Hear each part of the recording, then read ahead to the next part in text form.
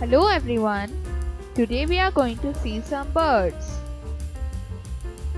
These are two turkeys. They are widely produced in the United States of America.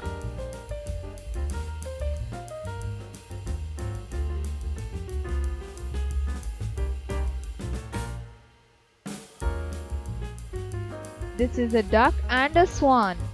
They both can swim in the water because of a special layer on their feathers that keeps them afloat.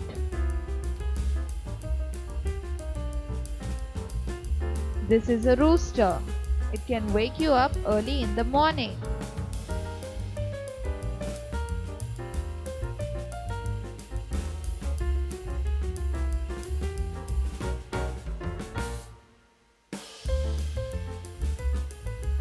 This is a hen. A hen gives us eggs.